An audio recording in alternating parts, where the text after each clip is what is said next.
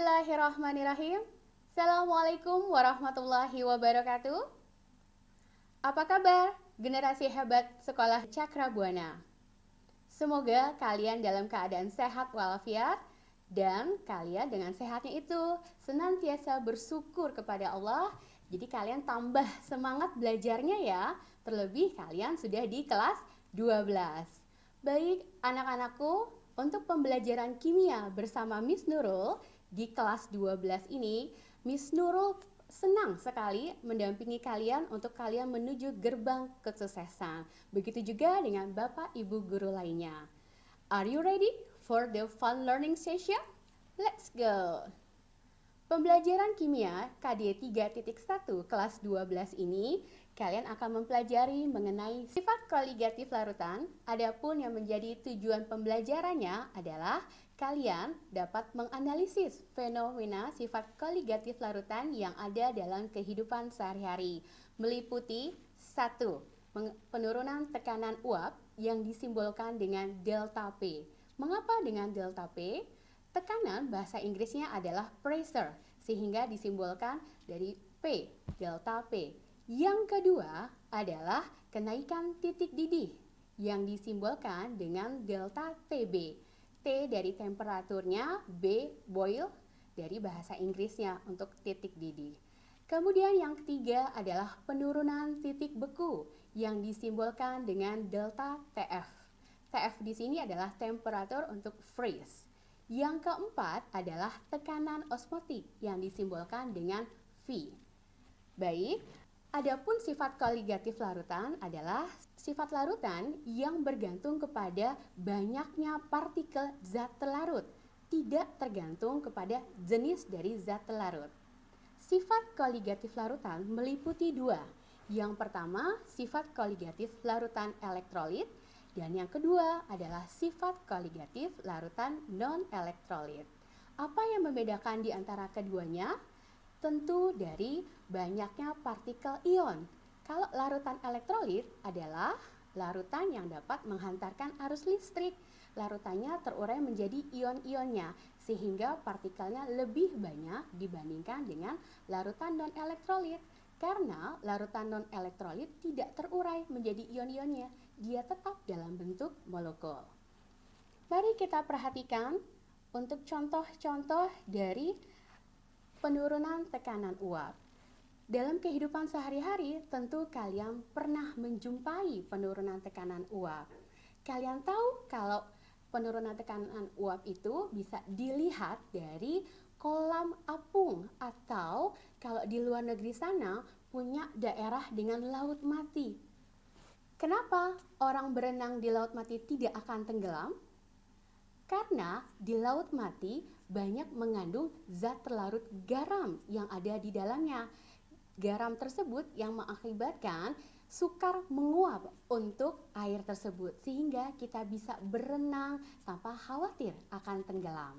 Untuk di Indonesia, kita juga bisa merasakan tanpa pergi ke luar negeri, yaitu dengan kolam apung. Yang kedua adalah penurunan titik beku yang disimbolkan dengan delta TF. Apa contoh yang bisa kalian jumpai dalam kehidupan sehari-hari? Kalian suka es krim? Miss Nurul suka banget dengan es krim. Kalau di tahun 70 atau sekitar tahun 80 biasanya ada penjual es keliling yang memanfaatkan sifat koligatif larutan, yaitu dengan penurunan titik beku, memanfaatkan dengan menggunakan cairan pendingin. Apa saja cairan yang digunakan?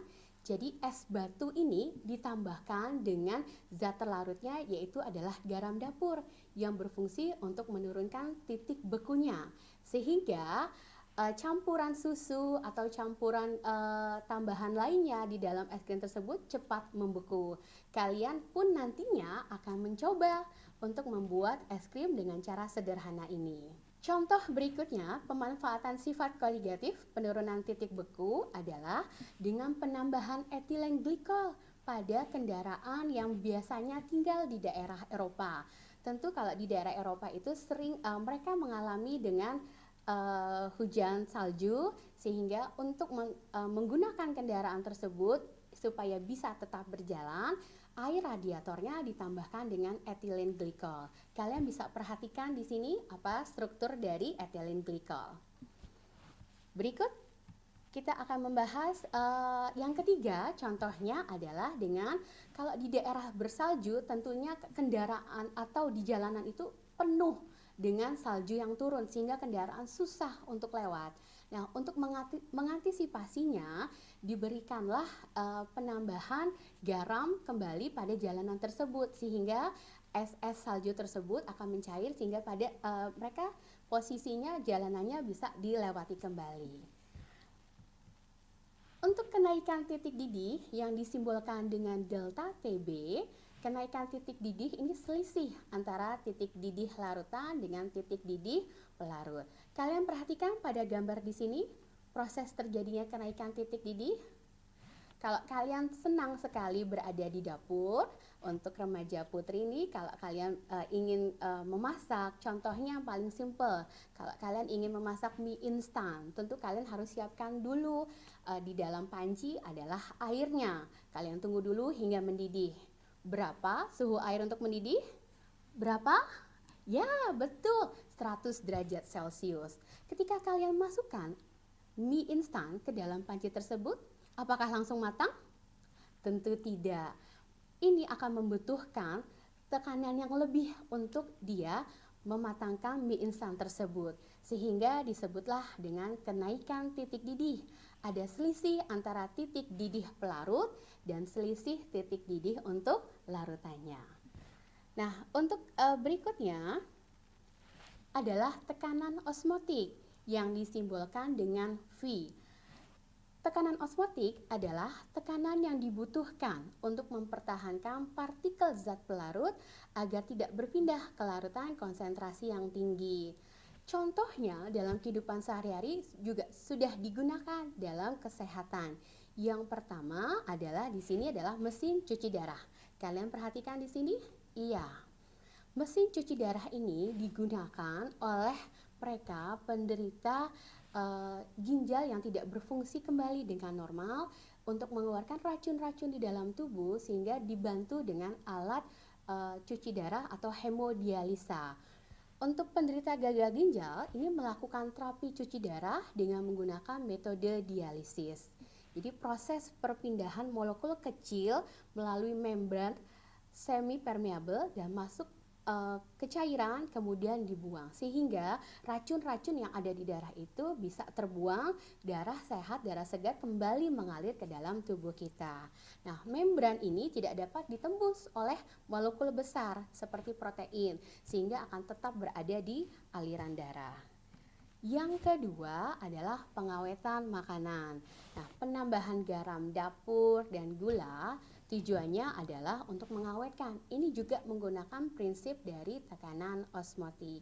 Gunanya apa sih makanan tersebut diawetkan atau minuman diawetkan? Ya tentunya untuk menghindari adanya bakteri atau mikroba yang akan tumbuh dalam proses penyimpanan makanan atau minuman tersebut.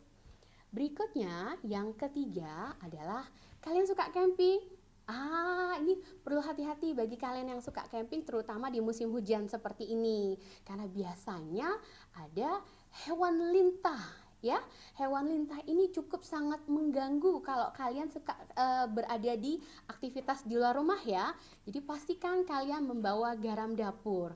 Nah, kalau kalian mentaburi garam dapur di sekeliling dari tempat kalian camping, tenda-tenda kalian, ini lintah ini akan jika terkena dengan garam dapurnya, lintah itu kan di dalam tubuhnya ada cairan ya. Cairan ini yang akan nantinya ikut larut bersama garam dapur tersebut. Kalau di tubuh tidak ada cairan tentu akan mati ya. Ini juga menggunakan prinsip tekanan osmotik. Berikutnya yang terakhir adalah penyerapan air oleh akar. Tentu tumbuhan itu bisa bertahan hidup kalau dia ada suplemen makanannya. Nah, suplemen makanan atau nutrisinya ini berasal dari air, kemudian air ini akan diserap oleh akar, kemudian akan menjalar ke batang dan ke daunnya hingga terjadilah yang namanya fotosintesis. Nah, itulah sifat koligatif dalam kehidupan sehari-hari yang bisa kalian jumpai dalam kehidupan sehari-hari. Tentu Miss Nurul berharap bahwa kalian ketika menemukan fenomena ini juga bisa langsung menghubungkan, bisa langsung menganalisis bahwa kimia itu ada dalam kehidupan sehari-hari. Baik anak-anakku, demikian pembelajaran kimia kelas 12 sifat koligatif dalam kehidupan sehari-hari. Miss Nurul berharap kalian tetap semangat belajar dan tentunya nanti kita bertemu dalam episode berikutnya.